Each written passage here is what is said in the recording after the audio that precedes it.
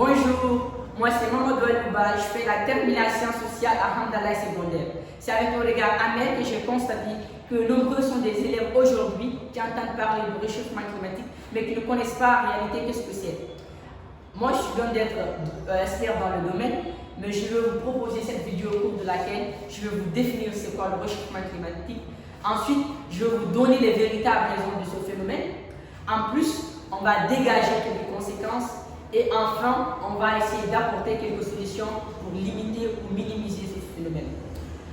D'abord, pour commencer, le réchauffement climatique est un phénomène mondial qui frappe de plein fouet les pays du monde entier. Il demeure d'ailleurs une des préoccupations majeures de l'humanité du XXIe siècle. Le réchauffement climatique peut se définir comme étant un phénomène de transformation du climat caractérisé par une augmentation générale des températures, notamment liées aux activités humaines et qui modifie durablement les équilibres météorologiques et les écosystèmes.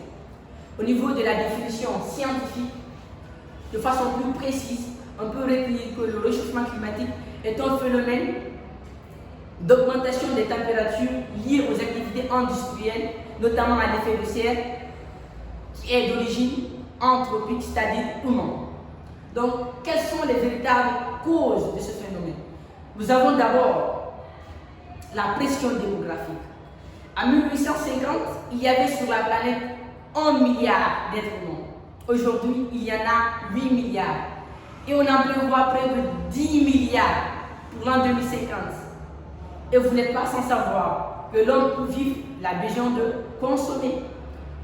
Et quand nous consommons, nous polluons.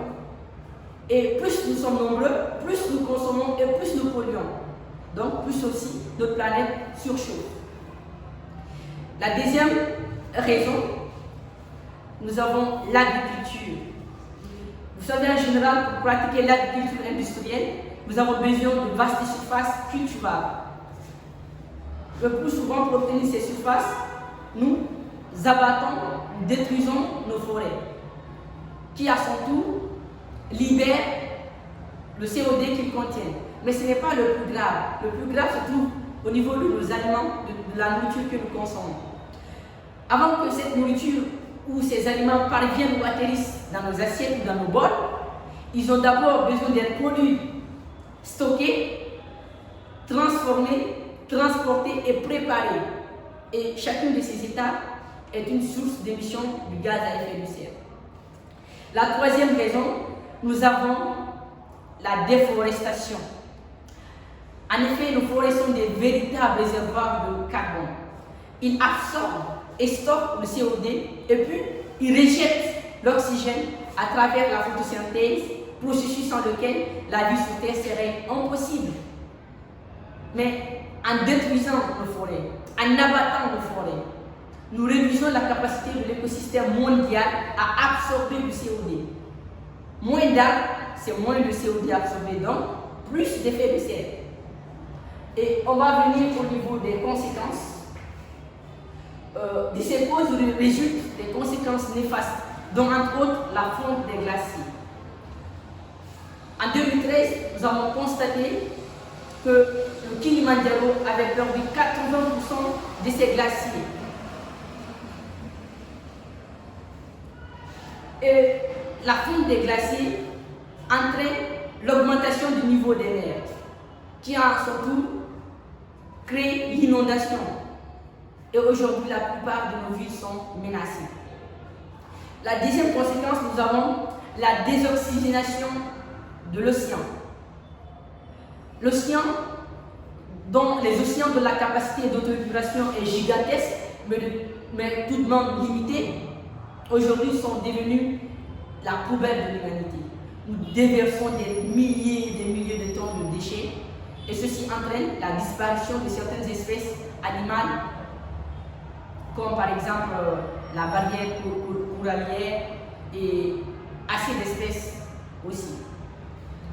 La troisième conséquence, nous avons la perturbation météorologique, ce qui veut dire qu'il y aura plus d'ouragans, plus de tremblements de terre, plus d'inondations et plus de cyclones. Et pour juguler ce phénomène, ces mesures palliatives sont sine qua non. Il faut d'abord converger vers l'énergie renouvelable douce. Il faut encourager l'utilisation des méthodes contraceptives ou le planning familial pour diminuer les naissances, parce qu'il ne sert à rien de donner la vie aux humains si c'est pour les laisser souffrir après. Et il faut encourager l'agriculture écologique, protectrice de l'environnement, et rejeter l'agriculture industrielle émettrice de CO2. Il faut privilégier aussi le transport commun, les voitures électriques et le covoiturage. Bref, il faut adapter notre mode de vie au système de résilience et de développement durable. Merci, c'est tout pour aujourd'hui.